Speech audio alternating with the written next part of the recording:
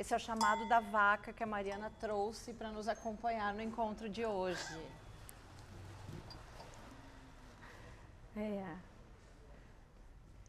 Mas Obrigada. a Michelle foi muito tímida, né? Foi muito de... Vai, Mariana. No tocar a capanula, ó.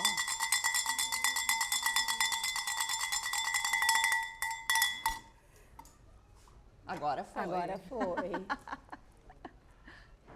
Então, boa tarde. Boa tarde. Eu acho que pode tirar essa bolsa daqui, que é da minha filha, né? Depois, quando ela chegar... É? Tá bom. Pois é. Gente, muito obrigada, né? Muito obrigada pelas presenças. Presenças presentes. Estamos super felizes de estar aqui para conversar sobre a exposição e também sobre os encontros, né, que a exposição nos possibilitou. Agradecer ao espaço, a Bapirá, a Bia, a Lili, Michelle também por essa parceria maravilhosa, né, por essa troca e conversar um pouco sobre esse encontro entre Michelle e Mariana, mas também sobre Úrsula Le Guin e Daniele Sivadon, que eu acho que é o que nos move hoje aqui nessa tarde, quase noite, né?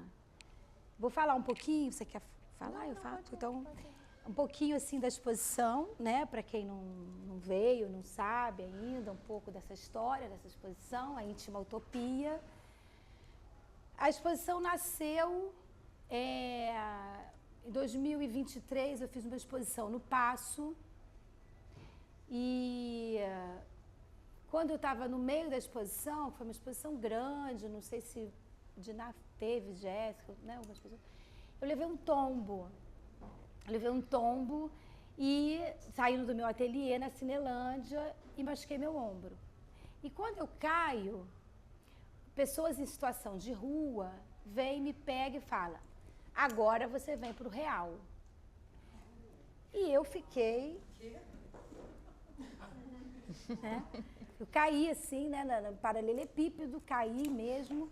As pessoas passavam 7 horas da noite, ninguém vinha me ajudar, né, que foi um tombo mesmo. E essas pessoas ali em situação de rua vieram me pegar e falaram: agora você vem para o real.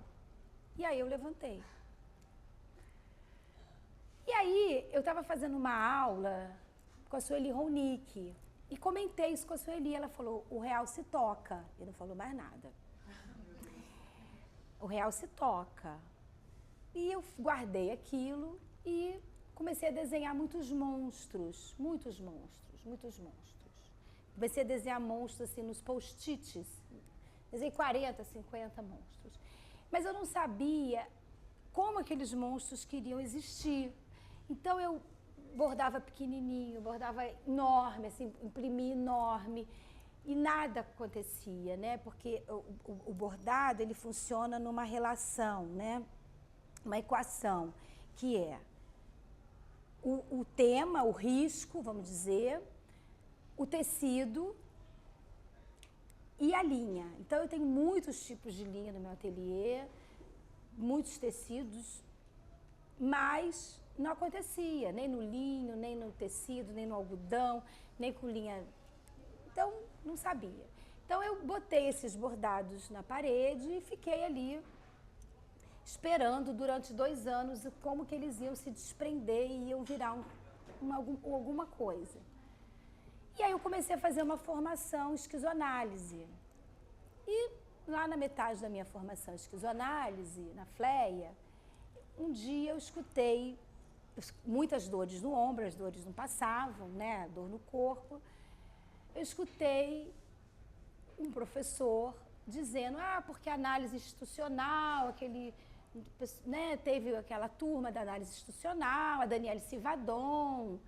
E quando eu escutei esse nome, eu estava online, porque eu estava sentindo muitas dores, eu desliguei a câmera, levantei, fui na cozinha, tomei uma água.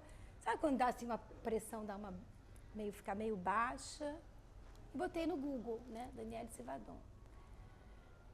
E vi que ela tinha um livro chamado A Íntima Utopia. Aí eu escrevi para minha orientadora de pós-doc, naquele ano, que é a Virginia Castrup, e falei, Virginia, ela falou, eu vou te emprestar um livro em francês, eu tenho um livro em francês. E aí eu comecei a ler A Íntima Utopia. Só que o primeiro ensaio do livro é O Corpo, o Mapa e o Monstro. Aí eu falei, que isso, né? Bom, aí eu fiz essa relação com essa autora, fiquei lendo, depois uma outra amiga me emprestou esse livro, escrevi para uma outra amiga dela, lá na França, que a Virginia me indicou, e ela me indicou, então, essa revista Chimère, uma revista que ela fundou junto com Guattari, que é uma homenagem póstuma, porque ela faleceu em 2017. E aí foi um encontro, né? Imediatamente, esses monstros, eles saíram da parede e me disseram a materialidade, né? Como eles seriam. Quer dizer, monstros são coloridos, eles estão dialogando com a arte popular, com os tecidos de emenda do Brasil, com as costuras. Também eu fui pesquisar muitas imagens góticas, como essa daqui, né, que é o Saturno comendo o filho, que eu fiz então a mulher. E dentro dessa formação eu precisei escrever um testemunho clínico. E quando eu me deparei com esse testemunho clínico, eu quis falar sobre a monstruosidade. Então, essa exposição, ela também é parte de um testemunho clínico, né? E desse encontro com a Danielle Sivadon, que nesse testemunho clínico, né, eu fui inventando conceitos a partir da leitura da obra dela, como devorar o cânone, a mãe suficientemente má, a coluna, corte, continuidade, tudo isso que eu fui fabulando. Então, a exposição trata dessa relação, desse momento em que eu me encontro, que é a saída da minha vida reprodutiva para a minha vida produtiva. Então, eu comecei a ressecar, né? Eu comecei a sentir muitas dores, comecei a entrar nesse estado de flutuação hormonal e entendi que essa era a queda que eu estava vivendo, né? Então, essa exposição também fala desse processo, né? Dessa saída aí, desse estado, desse estágio da reprodução para esse estado da produção, que tem tudo a ver, inclusive, com o pensamento da filosofia da diferença. Mas a Danielle, ela nasceu em 2037, na França. O pai dela... 1937. O pai dela era o Paul Sivadon. Foi um grande psiquiatra que trabalhou muito em prol, né, da análise institucional. Então, ela, desde muito menina, teve muito contato com os pacientes psiquiátricos, né? No livro conta que ela era buscada na escola por um paciente psiquiátrico. Então, quer dizer, ela já tinha essa relação com a loucura desde a infância, né? E aí ela decide, então, seguir esse caminho, vai estudar medicina, e ela termina o doutorado dela em 1968. Quer dizer, super... num momento, né, de grande euforia ali na França, e ela vai, então, ela trabalha, né, na clínica Laborde, que é uma clínica referência, né, da esquizoanálise, e funda, né, junto com o Guattari, a revista Chimère, e trabalha essas questões, né, sobre a antipsiquiatria, mas a partir de um pensamento muito bacana, porque apesar dela, né, ser favorável à antipsiquiatria, ela produz uma crítica também à antipsiquiatria, porque ela pensa, não basta abrir as portas e liberar os nossos pacientes, é preciso acolher. Então, ela vai dizer assim, né, isso já com as minhas palavras, né, se o trauma estilhaça, a trama amortece. E o que a Danielle vai pensar é como que terapia, aquele processo da análise institucional e o próprio acolhimento, ele vai funcionar produzindo solos de recepção seguro para as quedas. Então eu achei que tinha muito a ver, depois de uma queda, eu encontrar uma autora que está falando que é preciso construir solos de recepção seguro para as quedas, né? Então essa exposição, ela é sobre isso, sobre uma queda. É claro que ela parte do meu corpo, mas ela não é o meu corpo, né? Ela é uma fabulação desse encontro dessa mulher com a monstruosidade, entendendo também a monstruosidade enquanto um modo de elaborar e de processar esse inconsciente, né? Como ela coloca, como essa imagem, né? Aberta do inconsciente, e como a gente vai construindo as nossas próprias mitologias, né? É bem isso assim que ela vai tratando. Então eu trago os rodapés, que são pequenos solos de acolhimento, né, para as quedas, revisito esses caquinhos. Aqui são tampinhas de refrigerantes que eu fui recolhendo com meu filho no aterro. Quer dizer, as frases, né, vernaculares, né, que eu sempre escutei na minha infância como uma garota caipira, criada na roça. Então, na roça, a Lívia sabe um pouco disso, porque a Lívia é mineira. Escuta bem para você ver, né? Escuta só. Ó para você ver. Olha bem para você ver, né? Então, essa lembrança dessas falas, escuta aqui uma coisa, né? Então, isso tudo, quando eu comecei a pensar essa escuta radical, eu comecei a lembrar disso, né? Escutar bem para você ver. Escuta bem para você ver quer dizer, é um tratado, né? Escuta bem para você ver, né? É uma coisa que é um tratado, né? De política, de filosofia, de estética, né? Então, acho que a exposição trata disso. Tem essas palavras que já é muito tempo que eu faço essa poesia às avessas, que é das avessas mesmo, né? Que é o tempo, e tem uma lista. Agora eu pensei em uma essa semana. Tem várias, tem muitas.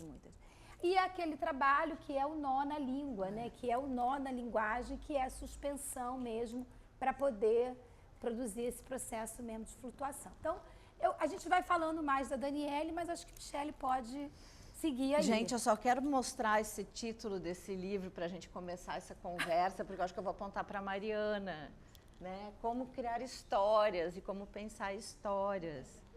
Porque eu acho que esse nó na língua vem um pouco nessa linha das aberturas contra os silenciamentos das mulheres. Sim. Né?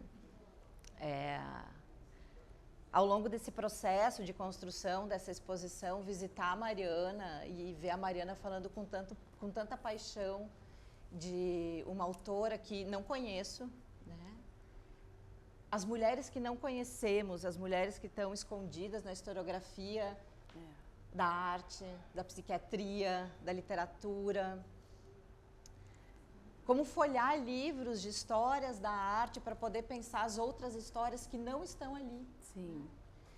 E a Mariana me conta dessa história da queda e eu fico pensando em relação a todos os corpos que estão próximos ao chão, nessa horizontalidade, né? E eu acho que é uma analogia bastante importante para poder pensar que a partir de uma queda se constrói uma exposição que praticamente todos os elementos estão em sustentação no espaço, né? Exceto as notas de rodapé, né? Essas pequenas molduras, assim. E a Mariana me conta dessa história já muito antiga da coleta dos caquinhos, que eu acho que é uma aproximação também para esse gesto próximo ao chão, de uma coleção que tem hoje mais de 10 mil peças, né, Mariana?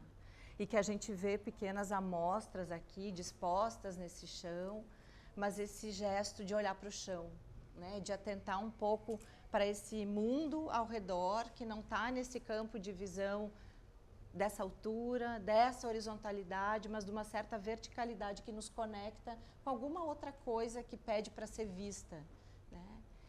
E esse gesto de coletar caquinhos ou esse gesto de coletas coletivas que ela faz com o Bento, agora com 5 anos. Coletas de plástico que de repente são colocadas dentro de uma bolsa, né? E Mariana começa a me contar as histórias de Daniele e eu começo a contar para ela um pouco da chegada da Úrsula. Vou tomar assim a liberdade íntima de chamar a Úrsula K. Le Guin pelo primeiro nome, né? Esse acontecimento que também chega na minha vida durante um pós-doutorado em literatura, pensando as narrativas feitas por mulheres, as narrativas construídas a partir da contação de histórias. E o meu supervisor, João Camilo Pena, me fala: você conhece a teoria da bolsa da ficção?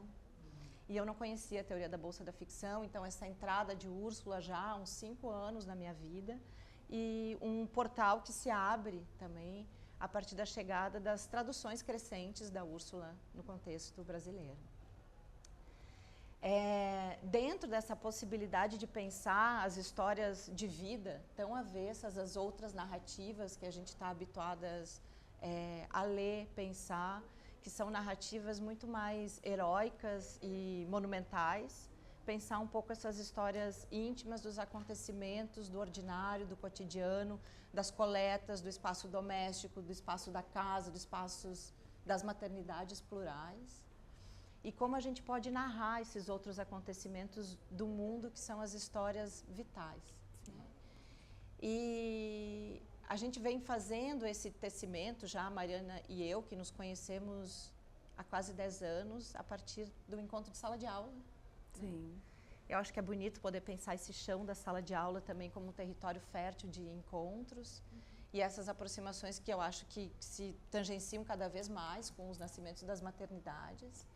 E pensando essas outras histórias que queremos contar, né, que são avessas aos cânones, ou talvez, como a Mariana coloca no texto testemunho dessa publicação que a gente vai lançar no dia 19 de agosto, né, o desmame do cânone, né, que é um termo, eu acho que muito bonito para a gente poder pensar um processo de desmamar dos cânones historiográficos com os quais a gente ampara as nossas referências. E aí esse desejo também aparece, né, aqui, pensando a contação de histórias propriamente dita, que passa por uma oralidade, né?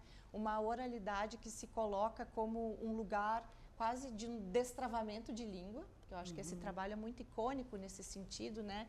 Dessa abertura para poder pensar algo que a Úrsula traz num texto que ela escreve em 96, que se chama Nós Somos Vulcões, onde ela vai colocar o que seria a língua materna, né? Aquela linguagem que a gente traz, que é a linguagem do afeto, que a gente aprende a falar em casa, a linguagem que comunica, que vincula, que cria relações amorosas e afetivas com as quais nos vinculamos ao mundo, e que é a antítese da linguagem patriarcal, né? Que é a linguagem dessa performatividade tão fortemente implementada num projeto acadêmico eurocêntrico.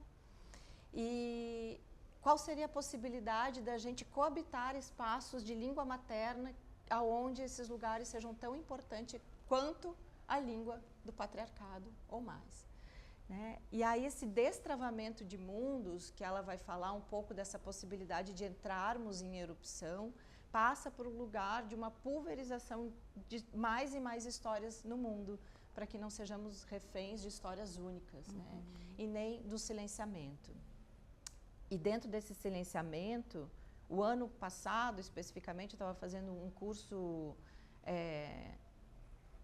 específico com uma psicanalista aqui no Rio, e ela trouxe como base do curso que se chamava Contar é Escutar, que é justamente um texto que a Úrsula escreve já no final da sua vida. Ela falece em 18, né, Mari? A gente estava olhando um pouco as datas de nascimento e encantamento dessas autoras.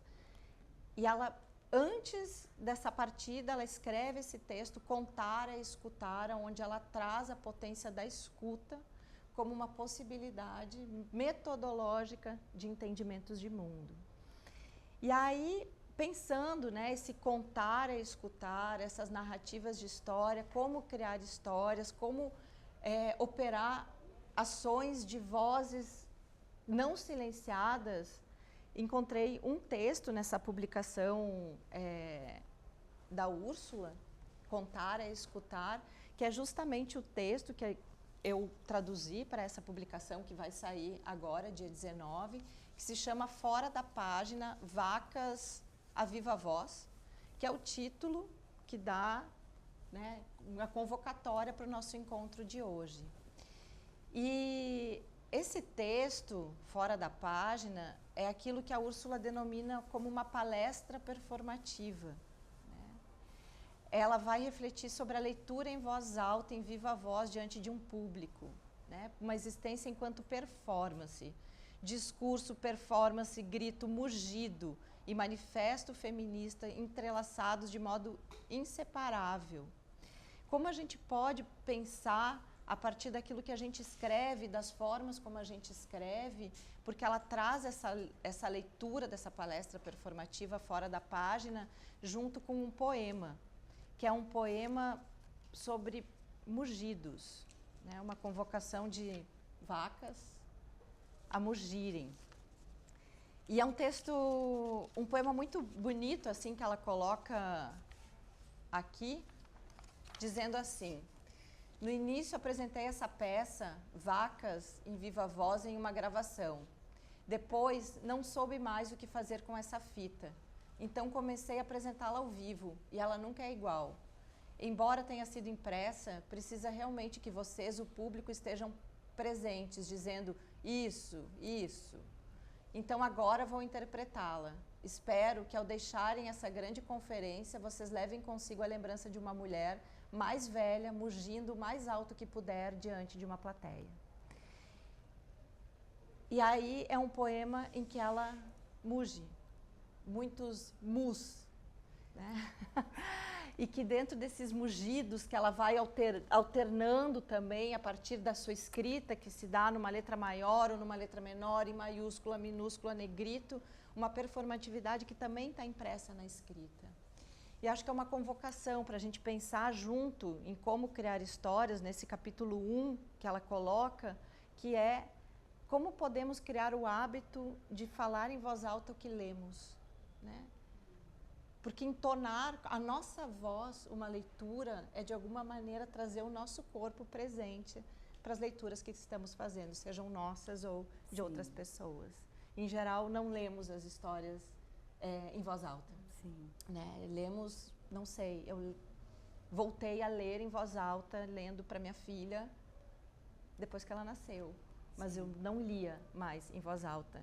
Nem textos para outras pessoas, nem os textos que eu escrevo, nem os textos de ninguém. E essa convocatória da Úrsula é uma convocatória para a gente operar algum tipo de sonoridade a partir dos nossos corpos. E, sobretudo, aqui no encontro de hoje, a partir de uma coletividade de corpos, né, nas suas multiplicidades, regentes de mundo, a possibilidade da gente mugir coletivamente. É um pouco esse convite para cruzar a Úrsula com Civadon, que a gente fez um preâmbulo aqui antes da chegada de vocês, falando um pouquinho sobre esses encontros de duas mulheres que até onde a gente sabe nunca se encontraram. Estão se encontrando agora. Estão se encontrando hoje. Né? Aqui, eu acho que a partir da gente, das nossas leituras subjetivas também dessas autoras, e que acho que convocam a gente para poder pensar outras formas de performatividade de mundo. Né? Assim, pensando, né, uma nasceu em 27, que foi a Legan, e a Daniele em 37, e a Daniele faleceu em 2017 e a Úrsula em 2018. Então, elas não se encontraram, são de universos, mas são mulheres, né, que hoje teriam em torno de 90, 88, né, que é essa geração que está aí, muitas mulheres fazendo coisas incríveis, né, nessa idade, e uma geração que produziu, que também, né, trouxe muita... E essas duas mulheres pensando, né, o que elas... Muitas coisas em comum, mas eu acho que essa ideia da utopia, né?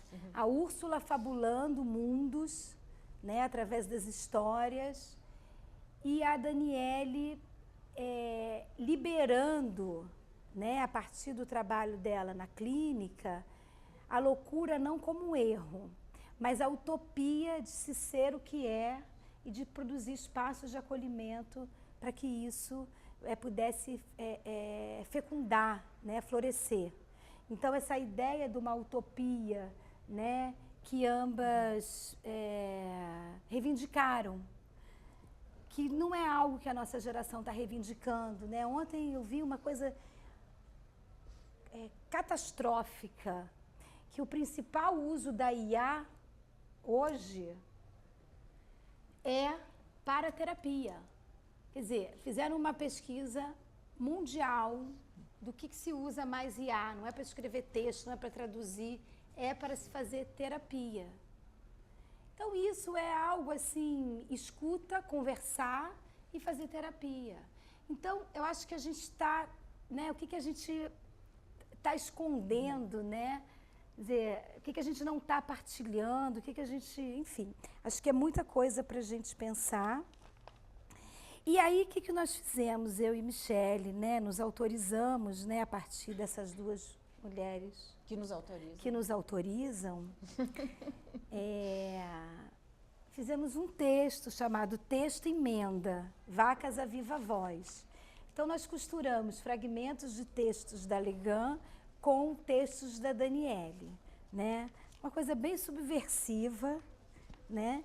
No texto da Daniele, eu trabalhei com os seguintes textos, da revista Chimer, A Arte e a Maneira de Comer Seu Terapeuta, O Futuro de uma Utopia, O Anti-Homem e As Duas Mudas. Então, foram os 4 textos que eu trouxe e Michele trouxe o Vacas em Viva Voz nesse texto. Nesse texto, junto com a Teoria da Bolsa, e junto com Nós Somos Vulcões, isso. E a gente costurou. Uma emenda, né? Uma emenda. Então, é uma licença poética, né? Essa construção, a gente não indica de onde que saiu cada trecho, como a gente não indica de onde saiu cada trecho, cada pedaço de uma colcha de retalho, né? Então, hoje eu botei na IA, quando nasceu Daniele Sivadon. Não, Daniele Sivadon eu sabia, a Úrsula Legan eu não sabia. Elas se conheceram? Aí a IA me respondeu assim, olha, não tem nenhum registro que elas se conheceram, mas vai ter um encontro chamado Vacas em Viva Voz, que a arte contemporânea está aproximando. Então, eu acho que assim, são coisas que a gente vai também tensionando no mundo, né? Então, a gente decidiu, né, não tinha como também, eu e Michele escrevemos um texto juntas em 2018. 2018. Que foi uma conversa sobre... Como é que chamava? Tecemos a que será que se destina sobre maternidades insurgentes. Que esse texto vai ser publicado agora numa revista, ele teve, né, foi atravessado por outras coisas. E a gente estava num momento ali de filhos pequenos, vivendo, né? A filha da Michele ainda pequena, a Rosa ainda. E agora a gente se reencontra nesse processo da produção. Quer dizer, se aquele trabalho ali que nós fizemos juntas deu conta de uma discussão sobre processos de reprodução, esse trabalho agora é um trabalho que fala sobre essa produção. Então, a gente decidiu fazer essa publicação que a gente vai lançar no dia 19, com a presença da Jéssica e das mulheres da revista Mesa. Nós vamos lançar, vai ser uma publicação virtual, e tem esse texto emenda. E as traduções. E as traduções. E o texto testemunho. E o texto testemunho, e o texto curatorial, e as imagens da exposição. Um super catálogo. Né? Porque como é que chama? Progesterona cai, a progesterona cai e a gente sobe, entendeu? Porque alguma coisa tem que ter de bom, né? Nessa queda. Dia 19. Às 17 horas, aqui. Isso. Com a Jéssica fazendo a apresentação junto com a gente, fazendo uma proposição, emendando, costurando, né? Costurando, que a próxima revista Mesa vai se chamar Mulheres, Ecologias e Escutas Radicais. Então, a gente vai fazer essa emenda aí também com Jéssica, né? Então, somos todos costureiras no final, né? Então, o desejo é que a gente possa... Eu fiz 10 cópias. Que a gente né? possa performar com vocês com as vozes de vocês. Daniele Então, e tem Úrsula. 3 vozes, tem Legan, tem voz 1, voz 2 e voz 3, que é quando, né, todas falaremos, sei lá o que a gente vai fazer. Né? A gente vai fazer esse trabalho regido pela Nina Becker, que é uma cantora, professora de canto também, só que a Nina não conseguiu estar com a gente. Então, eu não sei, eu ainda estou rouca hoje, né?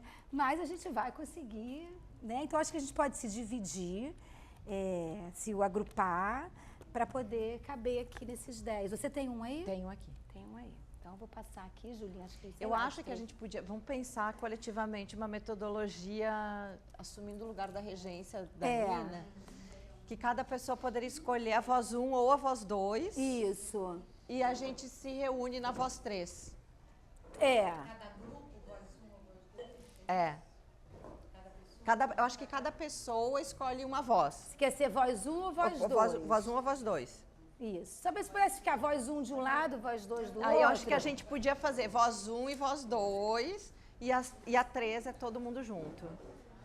Né? Ninguém regeu coral na vida, eu não. Ninguém é do coral Ninguém aqui, é do coral. Ninguém tem uma... É isso, já fez? É do coral, é muita coisa. Então, vê se funciona assim, aqui voz 1. E aqui voz 2. Aqui voz 2 e depois todos nós, voz 3. Ou não, melhor misturar? Não, acho que é bom junto. É junto o quê? 1 e 2 do mesmo lado? 2 e 1 é mais fácil de todo mundo falar junto. Tá, e depois 3, tá? Ó, se quiser sentar aqui comigo, sentar aqui na frente, tá? E todo mundo é voz 3, tá? 2, tá? Se alguém quiser sentar aqui comigo, 2 aí. E a gente vai ver como é que a gente vai. Voz 1, voz Isso, 2. voz 1, voz 2, voz 3. Lili, você acha melhor filmar daqui para lá? Você registrar? Mari, será que a gente levanta? Pode ser, né? Levantamos ou não? Porque tem 10 páginas, né? 3 são vocês ou são 3 são todas as 3 pessoas. somos todos. Levantamos ou vocês preferem sentadas? Isso. Não, eu fico com a voz 1, tá, você eu voz fico com a voz 2. 2, tá bom. Acho que a gente pode fazer um ensaio. Um ensaio, mas é porque é longo, né? Então, é longo para ensaiar, né? Vai. Vamos mugir. Ele não tem para mugir aqui, né? Mas a gente muge. A né? gente muge, no final a gente Então faz vamos um lá. mu. Vamos começar? Quem vai dar então vou dar. Vamos lá, Michele. Vai lá. Ó. 1, 2 e 3. Regiões temperadas, nas terras tropicais, onde o corpo humano brotou, o alimento vinha da terra, o verde. 65 a 80% do que comíamos, aqueles amanheceres paleolíticos, neolíticos, pré-históricos, foi exatamente isso. Apenas no extremo gelo do Ártico, a carne era o sustento básico. Os caçadores de mamutes ocuparam espetacularmente as paredes das cavernas e a nossa mente. Mas o que realmente tecemos para permanecer vivas e gordas foi reunir sementes, raízes, brotos, folhas, nozes, bagas, frutas e grãos. Adicionando a esse banquete os insetos, os moluscos, os pássaros, os peixes, pequenas presas prontas para nutrir a vida. E nós nem trabalhamos tão duro nisso. Foi um sopro bem mais leve do que o dos camponeses escravizados nas plantações. Depois que a agricultura foi inventada, bem mais fácil do que o labor pago, desde que as civilizações ergueram seus muros. A alma pré-histórica média moldava sua existência em cerca de 15 horas semanais de trabalho. 15 horas por semana para subsistência. Deixa um oceano de tempo para outras coisas. Tanto tempo que talvez os inquietos, aqueles que não tinham um bebê por perto para ninar, ou destreza para cozinhar, fiar ou cantar, ou pensamentos férteis para pensar, decidiram inclinar-se na perseguição dos mamutes. Os caçadores hábeis, então, voltavam cambaleando sob o peso da carne, grandes pedaços de ossos e uma história. E não foi a carne que alimentou a língua. Foi a história. Folha, uma cabaça, uma concha, uma rede, um saco, um estilingue, uma bolsa, uma garrafa, uma panela, uma caixa, um recipiente, um contentor. O primeiro aparato da nossa cultura foi um ventre-recipiente. A primeira invenção foi o abraço que guarda, um tear em forma de rede. Nesse sistema, tido pela bisavó materna, depois pela avó, pela mãe Diane, são sempre as costuras de fora que a cada geração devem assentar suas raízes no terreno matrilocal. Um templo de linhagem, as mulheres se casam, mas permanecem eternas solteiras, viúvas de boa hora, se o destino permitir. Há uma corrente invisível, uma transmissão em cadeia de violências orais, misturando o que é fantasma e o que é ferida crua, o trauma, a história que é pura vida. Ela mesma nunca se reconhece nos espelhos que a encaram. Ela se obriga a colher seus pedaços, a se reconstruir sobre o abismo. Quando desenhava, sua mão não conseguia traçar a si mesma. E nos álbuns de fotos, aquela sombra difusa que escapa da borda do papel. É ela. Carregar uma imagem do corpo, dança entre dois polos. Ora um peso volumoso que transborda no espaço, ora um sopro invisível transparente aos olhos do mundo. Carregar uma imagem do corpo, dança entre dois polos. Ora um peso volumoso, transborda no espaço, ora um sopro invisível, transparente aos olhos do mundo. Um cansaço completo de mim mesma. Me torno uma criatura primitiva, assistindo à regressão lenta, assistindo à regressão irreversível do meu próprio ser.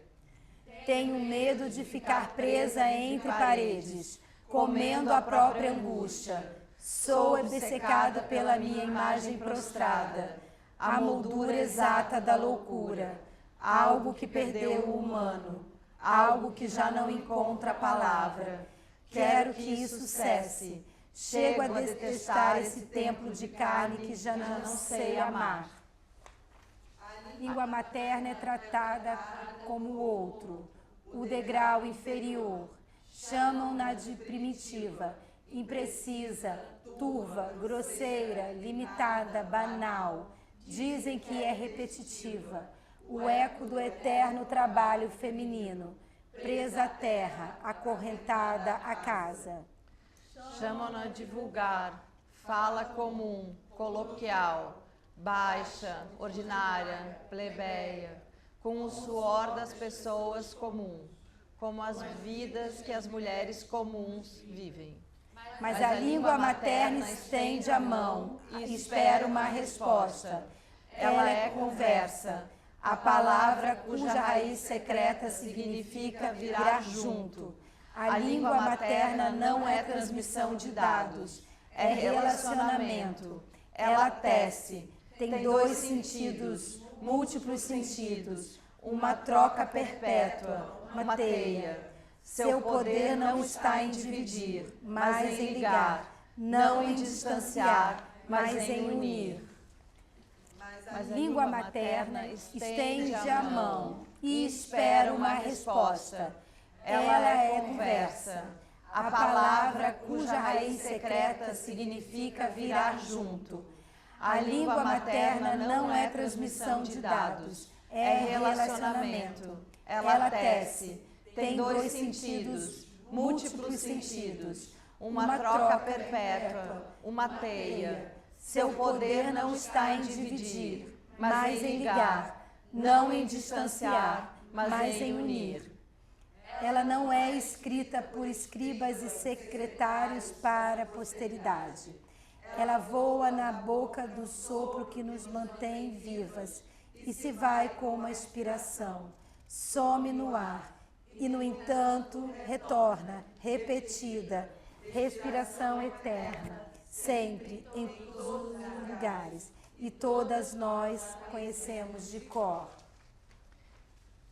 Essa é uma língua sempre à beira do silêncio e muitas vezes florescendo à beira da canção. É o berço onde as histórias nascem.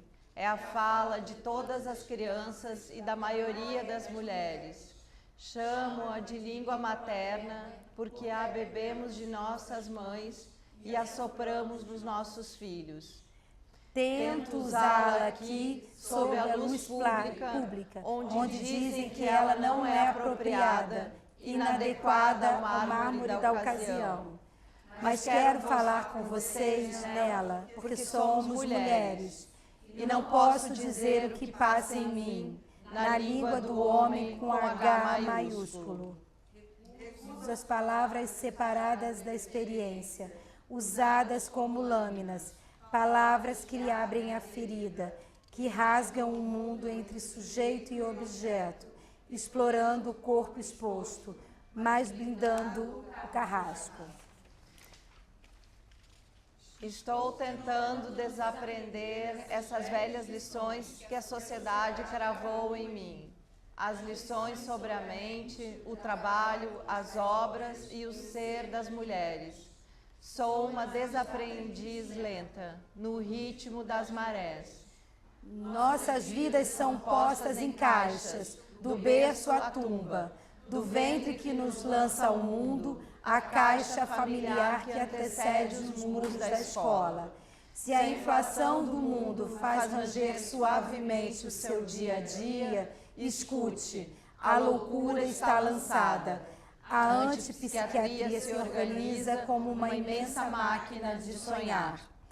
Libertar o insensato revolucionário doméstico que dorme em cada uma de nós. No além desse cotidiano, traça-se urgente o nosso questionamento. O que faço aqui? A que fios estou alienada? Falo também de todas as artes inferiores, as cinzas que os homens não quiseram, a arte de harmonizar o lugar onde as pessoas habitam. Na nossa cultura, isso não é arte, não é sequer trabalho. Você trabalha?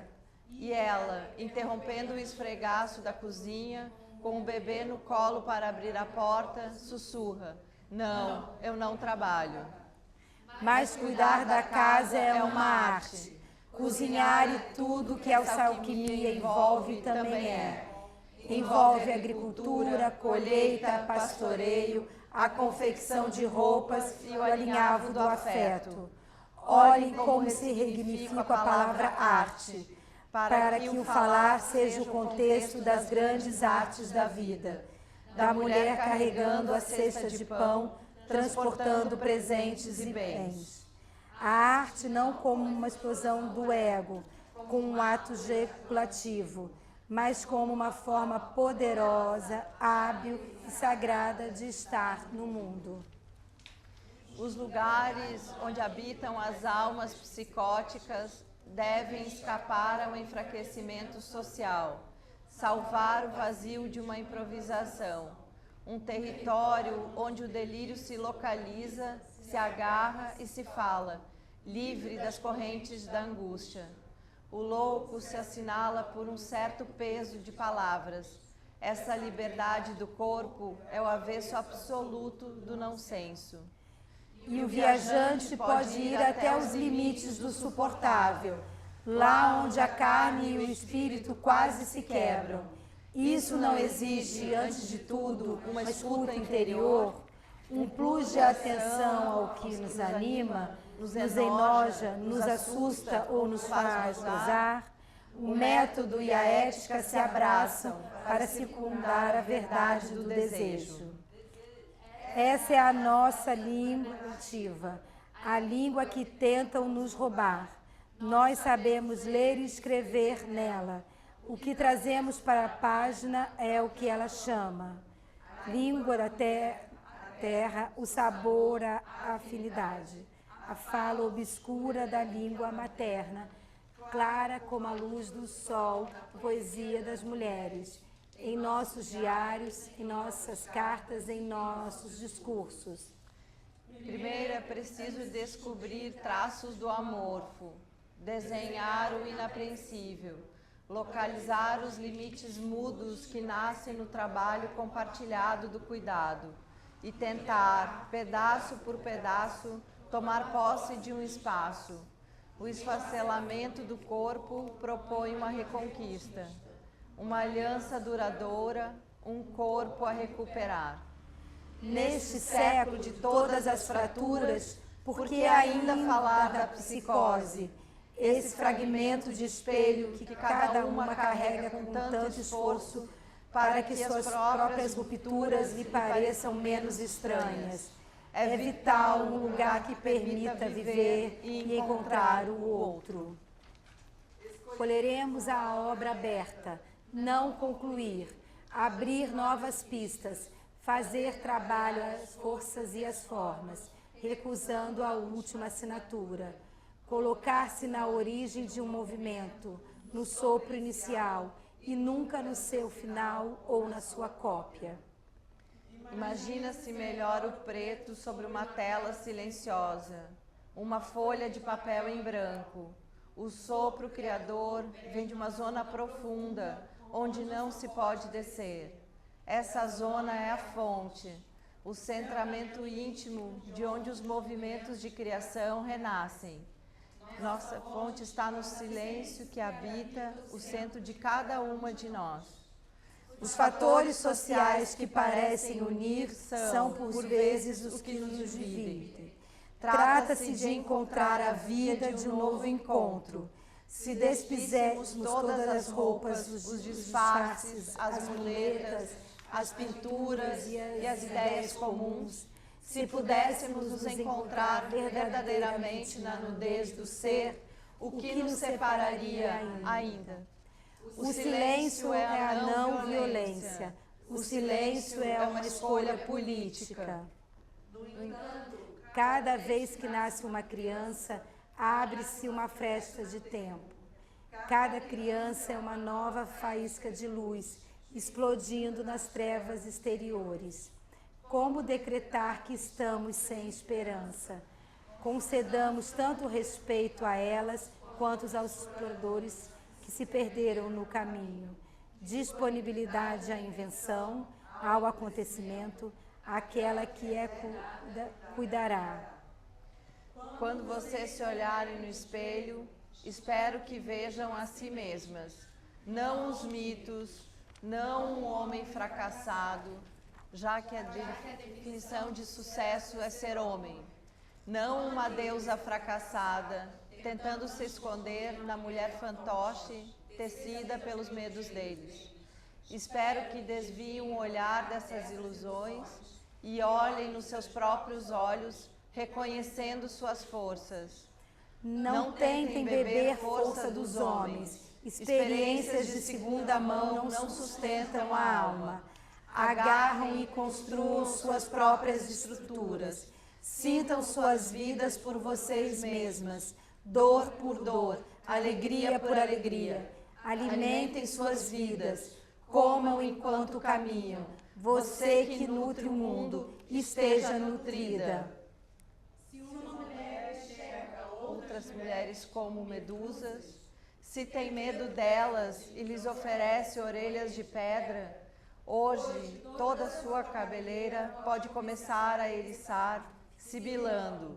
Escute, escute, escute.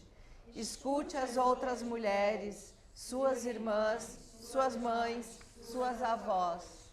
Se você fecha os ouvidos para que o passado delas, como poderá entender o que suas filhas lhe dizem? Conversar envolve escutar. Tentamos oferecer nossas experiências umas às outras. Não reivindicamos posses, oferecemos dádivas. Afundar novamente no silêncio. Se não contarmos nossa verdade, quem contará?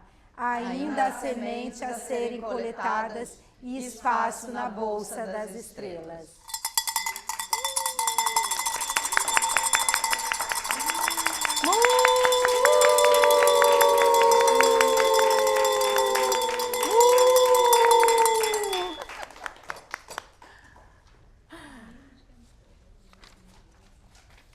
Muito obrigada, gente, obrigada. pelo nosso coral coletivo. Muito legal.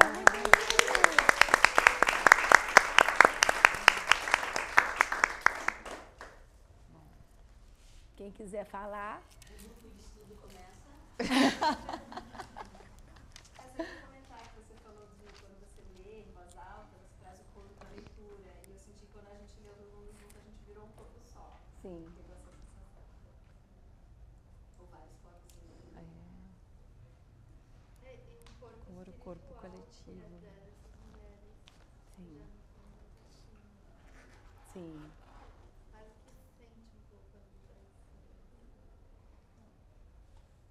Sim.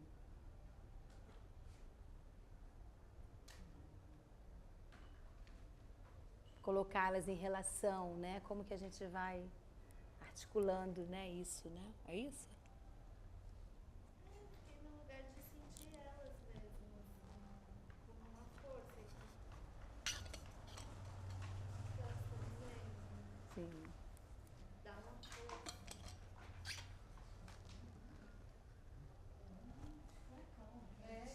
Esquentou, Esquentou, esquentou. Uma linguagem afetiva, né, que vem à tona. Sim. Empoderamento também, né? Chamando, convocando as mulheres. Acho que é uma convocação com uma autorização. Né? Porque nesse calor, um dos textos base dessa emenda que a gente fez é esse texto Nós Somos Vulcões, que eu acho que tem essa convocação de entrada num estado de erupção. Eu acho isso muito bonito, assim, poder pensar aquilo que a gente puxa lá da força do pé e sobe pelo corpo e sai para fora, né? E sai como um vocábulo, né? Uma abertura para o não dito, né? Uma ode avessa ao silenciamento. E num coro coletivo, acho que isso faz muito sentido, né? Porque tem uma força na regência do corpo que se forma quando a gente performa a leitura juntos, né? Sim. Tem a força de uma reza, né? Sim. Como se fosse uma reza feminista, assim. Sim. Total. Eu me lembrei da igreja, né? Sim. Fui muito igreja, né? Quando era pequena, na adolescente. A última vez que eu acho que eu li um coral assim foi na igreja. Igreja. Só que é a primeira vez que faz sentido essa. Bem diferente. Pregar a palavra. Pregamos a palavra, né? É uma outra linguagem para além das palavras que estão sendo ditas, né? Se alguém que ouve não entende o que está sendo dito, entende alguma outra coisa que é essa vibração das vozes em coletivo. Né? Sim. E outra camada de comunicação. Coisa de se escutar, né? E o que fica, né, assim, também acho que é legal a gente pensar, né, daquilo que fica, né, o que mais, né, o que produz a marca, né, do acontecimento, né, que cada leitura é, para cada um aqui, para cada um de nós, fica alguma coisa, né, dessa experiência, né? A Daniela era muito radical no sentido da burguesia, ela muito assim ligada a essas ideias de contra a burguesia, essa coisa bem bem radical nela, né? Então ela tinha um hábito de sentar no chão, porque ela dizia que mesa, sofá é burguês demais, né? Então ela tinha essa convocação também do chão, eu lembrei disso agora. Olha né? que bonito, porque na abertura do Nós Somos Vulcões, a Úrsula começa falando sobre o lugar da palestra. Isso. Falando sobre como destituir-se desse lugar que é quase o púlpito, o microfone Isso. fálico, e poder pensar uma linguagem que passe por um corpo circular horizontal. Isso. Um pouco meio fogueira. Eu acho que essa possibilidade de sentar mais próximo do chão Isso. mesmo, de não criar uma hierarquia espacial também entre quem fala e quem escuta, mas pensar na possibilidade de circularidade de vozes, assim. E era uma Tentar prática desmontar dela isso. clínica, na Laborde, nas coletividades, que era sentar no chão. Ela falava, não, vou sentar no chão, porque ela se sentia mais... Enfim. E achei muito bacana, assim, essa... Lembrar. Próximo coro a gente faz no chão, É. com a fogueira.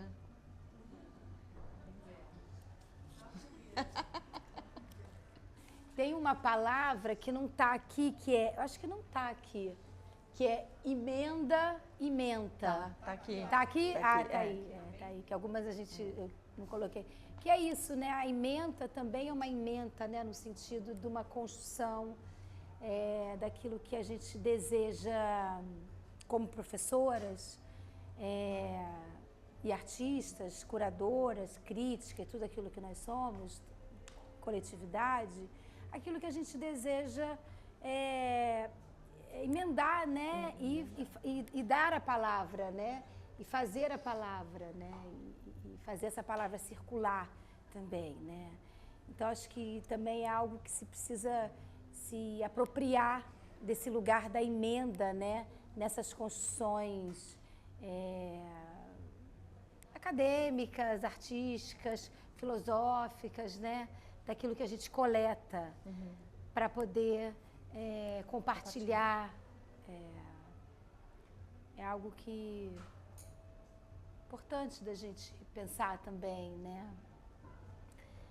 Quando eu comecei a pegar essas tampinhas de refrigerante, acho que foi a Michele, não sei se foi você que falou, mas a tampinha, né, é algo tão subversivo, assim, tão dado, né? Você coletar uma tampinha e trazer isso como coleta, né? Algo que vai ser... E na cabeça do meu filho, a gente estava coletando para que a tartaruga não engolisse, né? Mas é como se a gente imaginar, né? Dizer, como é que são os espaços hoje tomados, né? Pelo plástico e a urgência de se coletar isso também no sentido... Mas não é isso, né? Não é numa urgência de sobrevivência planetária, mas é também, né? Porque enquanto coletávamos muito tempo, íamos ali produzindo outros processos de sobrevivência e de ecologia e de preservação, que não essa da tartaruga, né? Porque isso é muito pequeno perto da proteção das tartarugas que ele fabulou ali na cabecinha dele. Mas é essa preservação daquilo que se coleta, né? Daquilo que se preserva, de qual ecologia também que a gente também está falando, né? Quando coleta e preserva e recolhe, né? E recicla e ressignifica, né? E que vidas podem brotar a partir da tampinha de plástico, Isso. porque eu acho que tem um pouco essa relação que é colocada aqui, né? Sim. Porque a gente ficou pensando sobre o plástico que é coletado e como poderia brotar a vida a partir dessa tampinha, né? De plástico também.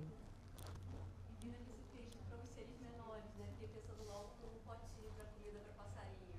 Sim. Para botar umas sementes. Sim, a gente germinou, eu e ele, várias mudinhas nessas tampinhas, mas aí depois não se sustenta muito, né? Mas é isso, assim, é um exercício, né? Em aberto, né? Eu acho isso muito legal também, da filosofia da diferença, acho que também esse encontro da Úrsula, né? Que é sempre uma obra em aberto, né? Numa continuidade, nessa ideia também de algo que está aí ainda se construindo, se tecendo, se relacionando e virando outras coisas também, né? Uma metamorfose. É isso. Não sei se mais alguém quer falar alguma coisa. Gente, alguém quer falar alguma É. coisa, assim?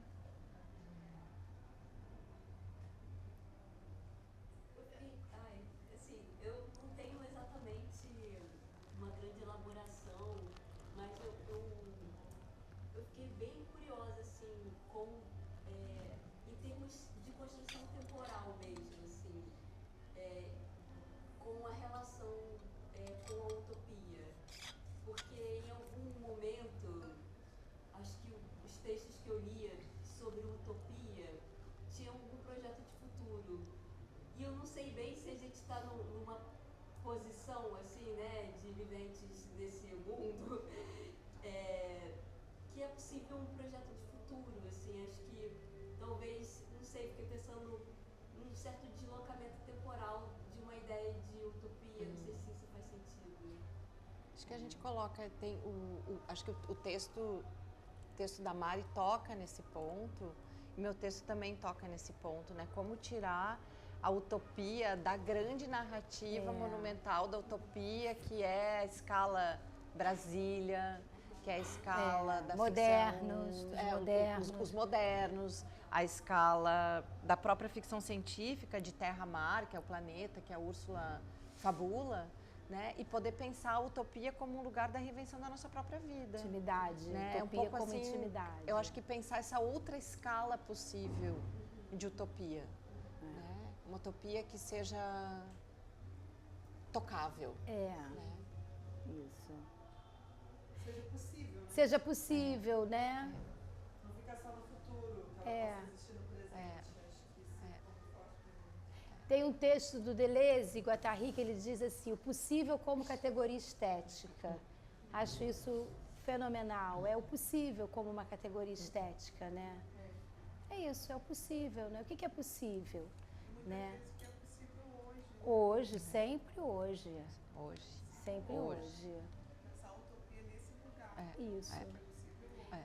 Inclusive, um dos atos mais insubmissos de nós, né, mulheres, é estar em contato com a criação, né? Porque a gente conquistou muita coisa em termos de direitos civis, talvez, mas essa permanecer em contato com a criação, com o desejo, com a fabricação de mundos, né? É algo é uma resistência, né? Então eu acho que é isso. O que é possível hoje para uma mulher se relacionar com a criação? É fazendo uma comida, como a Úrsula coloca, é fazendo uma caminhada, é dando uma aula, é parando tudo, suspendendo para poder fazer uma obra, né? Então, eu tenho conversado muito com Michele também, quer dizer, eu tenho me colocado mais num devir artista do que artista mesmo, porque eu tenho sentido a sociedade, de um modo geral, entendendo o artista como algo tão, assim, relacionado quase que a uma reprodução, a um mercado que é importante, mas também como é que a gente se desidentifica também com aquilo que está disponível hoje no campo, né? Assim, no campo que eu digo, nesse campo do mercado, também da própria universidade, né? Então, eu acho que é produzir uma desidentificação, né? A Bárbara Zanziniek escreveu um livro que ela fala do conceito do mulherizar, que ela traz das lutas indígenas, das mulheres indígenas, que é isso, não é uma luta da mulher, mas é mulherizar, né? Também está num devir mulher, numa desidentificação com aquilo que se entende enquanto mulher, que se entende enquanto criação, se entende como artista, e é no hoje, o que é possível hoje. E é só se desidentificando que eu acho que a gente consegue encarar o possível, né? Então a gente fica sempre num lugar de uma frustração. Acho interessante que vocês estão subvertendo o próprio sentido da palavra, né? Porque a palavra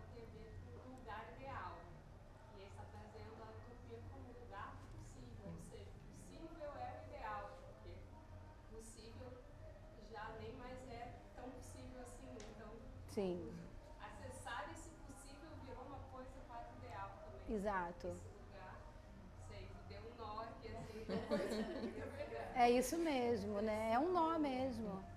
Tem umas teorias hoje no Vale do Silício que essa galera das IAs e dos grandes big techs seguem umas ideologias para eles conseguirem dormir à noite, né?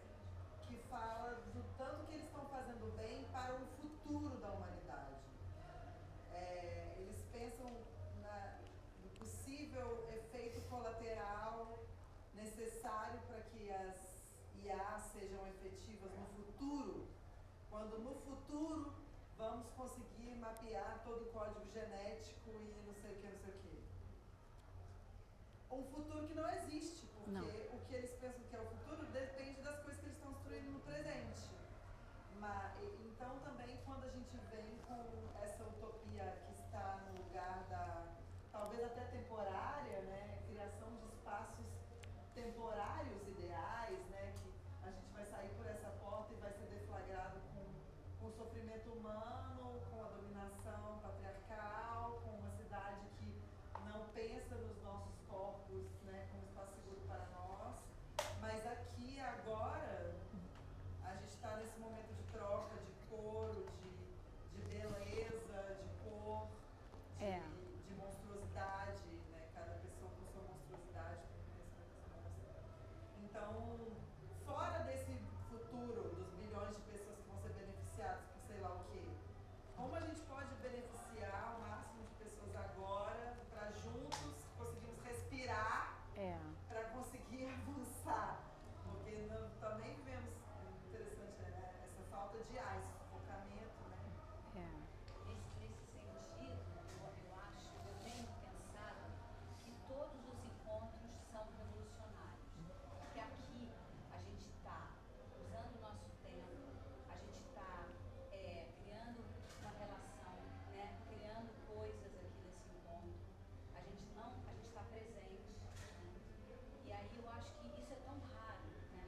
Isso está sendo tão impossível mais e mais, que eu acho que toda vez que eu achei hoje que iam ter 5 pessoas aqui. Então eu acho magnífico que não caiba, que não tenha cadeira, que não tenha texto, entendeu? E é lindo que vocês tenham conseguido convocar-nos, né, dessa forma, que cada uma tenha se sentido mobilizada para atravessar o que tivesse que atravessar para estar aqui. E eu acho que é isso, eu acho que uma das coisas revolucionárias hoje em dia é estar presente, é encontrar.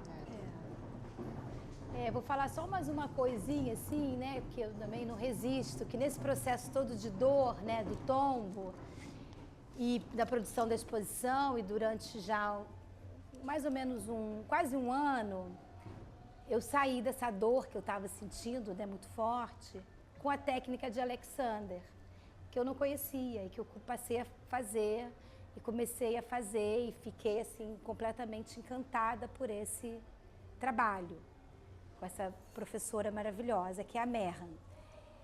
E conversando com ela, né, sobre o corpo, que foi o que originou a coluna e que eu acho que essa coluna ela olha para fora porque ela já aponta para outras coisas, né?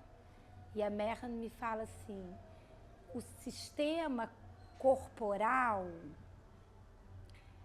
o que a gente às vezes precisa fazer para ele poder funcionar bem é não fazer nada.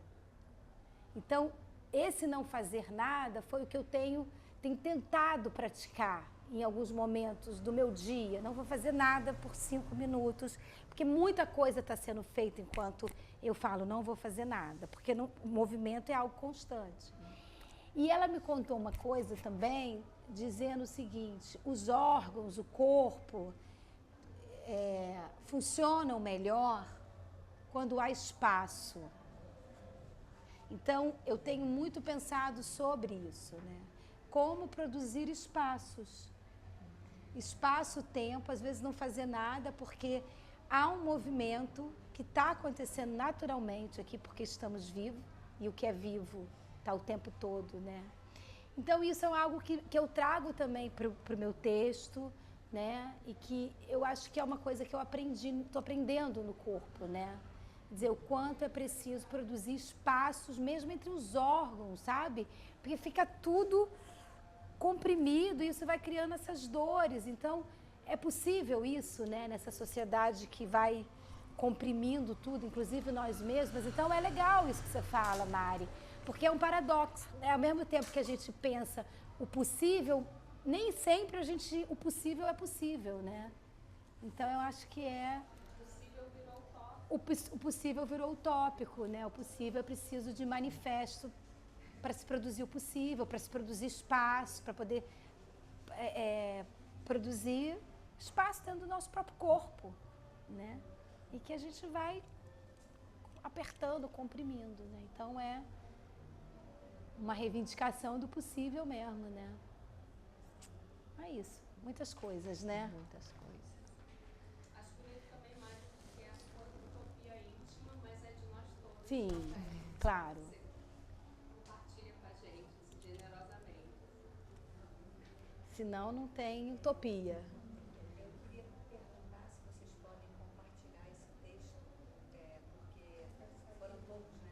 Ah, Sim. vai sair agora. Vai sair Vai daqui. tá online, a vai gente estar vai lançar online agora. É. a publicação. A gente vai lançar aqui, né, A gente vai Mari? lançar aqui no dia 19, que é quarta-feira. Esse texto, mais a tradução, mais o texto que eu escrevi sobre, mais o texto que a Michelle escreveu, Imagens da exposição. as imagens da exposição. Foi feito pela Juliana Rochessel, uma diagramação muito bonita, está pronta. A Juliana está no Japão, mas deixou o texto pronto antes de fazer essa viagem maravilhosa também. E tá tudo lá, assim, tem 170 páginas.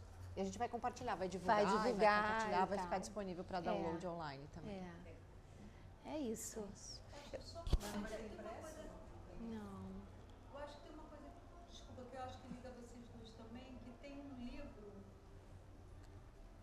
das trocas de cartas entre a Ursula Le Guin e a Diana Bellice, em que elas vão tratar da paisagem como bordado. Ah, eu vi alguma coisa sobre Olha, não isso, sabia. mas eu não li. A Diana lê, eu posso enviar para vocês. Ah, não sabia, Dina. Ela lê a Le Guin e aí elas começam a trocar carta. Depois elas, escritos, depois elas começam a trocar, né? Elas Presentes. começam a trocar partes do território onde cada uma está. Que lindo. Manda uma para outra. É muito, muito bacana. Agora, eu falei, gente. Eu li isso essa semana, mas eu não li esse texto, mas eu li isso. E aí a Úrsula manda um bordado, faz um bordado e manda. Eu vou te escrever, Dina, para você Até que passar. Eu quero. Eu também quero. Não sei se temos o nosso, mas tem e-mail, né? Tem. Aí eu posso mandar Eu um e-mail quero. Vou adorar. pra você. Que é muito, eu tenho trabalhado com essas autoras como artista, que a gente já trabalha juntas, sei lá, uns 10 anos, assim. E aí agora a gente está nesse sonho aí delas. Eu Ai, acho que lindo. Que lindo. Ah, muito lindo. Obrigada. Quero ler. É por isso que os encontros são revolucionários, É. eu acho que por causa deles, assim, que vai aparecendo. Eu quero agradecer porque eu acho que vir para cá, para um encontro tão experimental que se propõe a partir desse título, né, Vacas em Viva Voz, a mugir, eu acho que é uma relação de vinculação que a gente cria além com a gente mesma, a possibilidade da gente estar num corpo coletivo, assim. Então, acho isso muito rico. Quero agradecer a presença de vocês. Também achei que ia ter 5 pessoas. Eu e a Mariana, a gente estava assim, tá tudo bem, se a gente estiver sentada lendo isso, que faz sentido pra gente, vai estar bom também. Mas eu espero que tenha produzido algum sentido para vocês esse encontro. Sim. E essa leitura que habite vocês e que possa pensar também em outras formas que a gente pode construir de habitar mundos, Isso. coletivamente. Com certeza. Muito Obrigada. obrigada, pessoal.